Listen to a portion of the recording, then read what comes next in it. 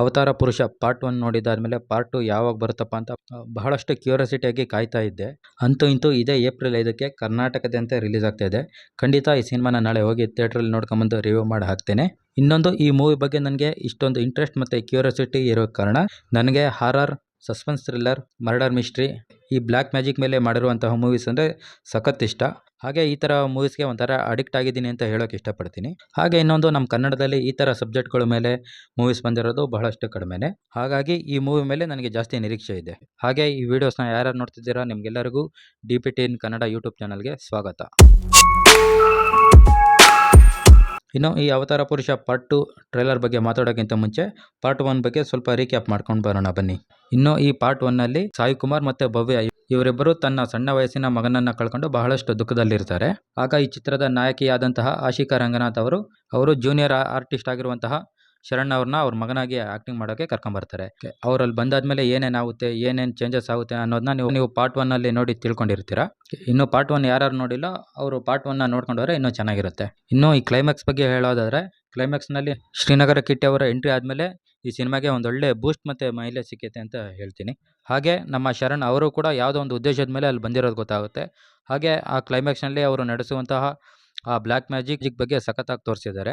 ಹಾಗೆ ಅವರೆಲ್ಲ ಅದನ್ನೆಲ್ಲ ಏನಕ್ಕೆ ಮಾಡ್ತಾರೆ, ಜೊತೆಗೆ ಆ ಮನೆ ಮೇಲೆ ಕೆಲವೊಂದು ತಂತ್ರಗಳು, ವಾಮಾಚಾರಗಳೆಲ್ಲ ಆಗ್ತಾ ಇರ್ತವೆ. ಅದಕ್ಕೆಲ್ಲ ಈ ಪಾರ್ಟ್ 2 ಉತ್ತರ ಸಿಗುತ್ತೆ. BGM ಮಾತ್ರ ಅಲ್ಟಿಮೇಟ್ ಆಗಿದೆ ಗುರು, ನನಗಂತೂ ಸಖತ್ ಇಷ್ಟ ಆಯಿತು. ಅರ್ಜುನ್ ಜನ್ಯ ಅವರು ಒಂದು ಒಳ್ಳೆ BGM ಕೊಟ್ಟಿದ್ದಾರೆ. ಇನ್ನು ಈ ಪಾರ್ಟ್ 2 ಟ್ರೈಲರ್ ಬಗ್ಗೆ ಹೇಳೋದಾದ್ರೆ, ಟ್ರೈಲರ್ ಅಲ್ಲಿ ಫುಲ್ ಈ ಬ್ಲ್ಯಾಕ್ ಮ್ಯಾಜಿಕ್ ಮತ್ತೆ ವಾಮಾಚಾರದ ಮೇಲೆನೆ ಇರೋದು ಕಾಣಿಸ್ತಾ ಇದೆ. ಎಸ್ಪೆಷಲಿ ಈ ಪಾರ್ಟ್ 2ಗೆ ಇದೇ ಬೇಕಾಗಿತ್ತು. ಈ ಪಾರ್ಟ್ 1 ಅಲ್ಲಿ ಈ ಫ್ಯಾಮಿಲಿ ಎಲಿಮೆಂಟ್ಸ್ನ ಜಾಸ್ತಿ ಇಟ್ಬಿಟ್ಟು ಸ್ವಲ್ಪ ದಾರಿ ತಪ್ಪಿತ್ತು ಅಂತ ಹೇಳ್ಬೋದು. ಈ ಬ್ಲ್ಯಾಕ್ ಮ್ಯಾಜಿಕ್ ಬಗ್ಗೆ ಇನ್ಡೆಪ್ತ್ ಆಗಿ ತೋರಿಸಿದ್ದಾರೆ ಅಂತ ಅನ್ಕೊಂತೀನಿ. ಇನ್ನು ಈ ಪಾರ್ಟ್ 2ನಲ್ಲಿ ತ್ರಿಶಂಕು ಲೋಕಕ್ಕೆ ಪಯಣ ಅಂತ ತೋರಿಸಿದ್ದಾರೆ. ನೋಡೋಣ ಸಿನಿಮಾ ನೋಡಿದ ಮೇಲೆ ಅದು ಯಾವ ಥರ ತೋರಿಸಿದ್ದಾರೆ ಏನೋ ಅಂತ ಗೊತ್ತಾಗುತ್ತೆ. ಇನ್ನು ಈ ಟ್ರೈಲರ್ನಲ್ಲಿ ನೋಡಿದ್ರೆ ನಮ್ಮ ಶರಣ್ ಅವರು ಹೇಳುವಂತಹ ಒಂದು ಕೆಟ್ಟ ಕೆಲಸದಿಂದ ಒಳ್ಳೇದಾಗುತ್ತೆ ಅಂದರೆ ನಾನು ಕೆಟ್ಟ ಕೆಲಸನೇ ಮಾಡ್ತೀನಿ ಅನ್ನೋದು ಮೋಸ್ಟ್ಲಿ ಈ ಡೈಲಾಗಿಂದ ಗೊತ್ತಾಗುತ್ತೆ. ಎಲ್ಲರನ್ನೂ ಎದುರಾಕೊಳ್ತಾರೆ ಅಂತ ಅನಿಸುತ್ತೆ. ಅಂದರೆ ಎಲ್ಲರಿಗೂ ಆಪೋಸಿಟ್ ಹೋಗ್ಬೋದು ಅಂತ ಕಾಣಿಸುತ್ತೆ. ಜೊತೆಗೆ ಈ ಸಿನಿಮಾದಲ್ಲಿ ಶ್ರೀನಗರ ಕಿಟ್ಟಿ ಹಾಗೆ ನಮ್ಮ ಶರಣ್ ಇವರಿಬ್ಬರಿಂದ ಕೂಡ ಒಂದು ಒಳ್ಳೆ ಪರ್ಫಾರ್ಮೆನ್ಸ್ ಬಂದಿರೋದಂತೂ ಖಂಡಿತ.